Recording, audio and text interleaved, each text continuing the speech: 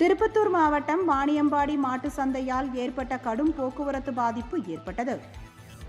வாணியம்பாடியில் வாரந்தோறும் சனிக்கிழமை மாட்டு சந்தை நடைபெறுவது வழக்கம்.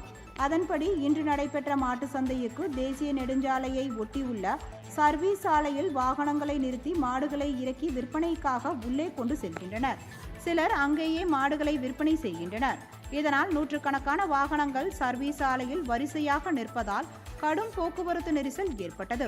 இதனால் அந்த வழியாக செல்லக்கூடிய வாகன ஓட்டிகள் 1 மணி நேரத்திற்கும் மேலாக போக்குவரத்து நெரிசலில் சிக்கி தவித்தனர். பாதுகாப்பு பணியில் ஈடுபட்டிருந்த போலீசார் போக்குவரத்து நெரிசலை சமாளிக்க முடியாமல் திணறினர். பின்னர் பொதுமக்களும் போலீசாருடன் இணைந்து போக்குவரத்தை சீர் செய்தனர். தேசிய நெடுஞ்சாலையை ஒட்டி வாகனங்களை நிறுத்தி மாடுகளை இறக்குவதால் விபத்துக்கள் ஏற்படும் அபாயம் உள்ளதாகவும், மாட்டு சந்தையில் உள்ளே சென்று மாடுகளை இறக்க போலீசார் மற்றும் நகராட்சி நிர்வாகம் நடவடிக்கை எடுக்க வேண்டும் என்று பொதுமக்கள், விவசாயிகள் கோரிக்கை விடுத்துள்ளனர்.